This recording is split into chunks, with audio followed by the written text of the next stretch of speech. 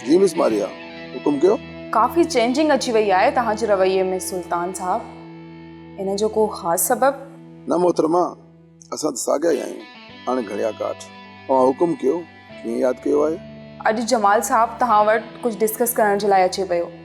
तव्हां पंहिंजे पॉइंट ते मौजूदु रहिजो। हू शाम जो 6 वॻे ताईं तव्हां वटि पहुची वेंदो। ठीकु आहे।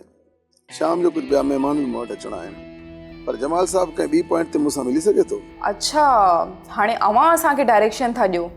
लॻे थो त तव्हां अॼु जी अख़बार नाहे पढ़ी। न, मूं वटि त हिते शाम जो अख़बार ईंदी आहे। पर छा को ख़ासि ख़बर आहे छा? जी बिल्कुलु ख़ासि आहे। अव्हां नेट ते ॾिसी वठो, ख़बर पइजी वेंदी। मिस मारिया, असांजी अख़बारनि अञा एतिरी तरक़ी नाहे कई। सुबुह सां ई अपलोड थी वञनि। इहे त मंझंदि खां पोइ ई अपलोड थी थियूं।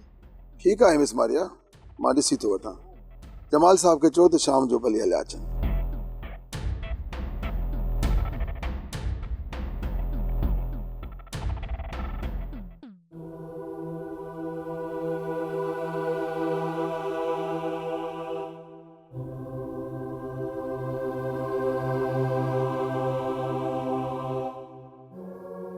छा भला तव्हां सॼो वक़्तु फिशिंग में गुज़ारींदव छा?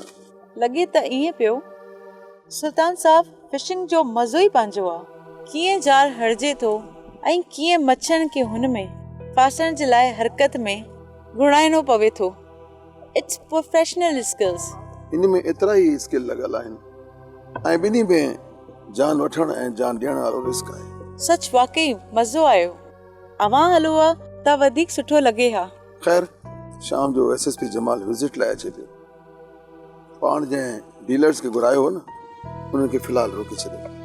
ॿियो त अख़बार में कुझु ख़ासि आयो आहे छा? ख़बर न आहे, ॾिसी था वठूं। जमाल साहब ख़ैर सां अचे पियो। इहो शाम जो ई ख़बर पवंदी। हिन भेरे जी मीटिंग पंहिंजे लाइ बहितर रहंदी। मां हिन भेरे जमाल जे नेटवर्क खे टोड़ण जो बंदोबस्तु कंदुसि। ओके, मां फिश ठहिराए थी वठां, तव्हां अची गरम गरम खाओ।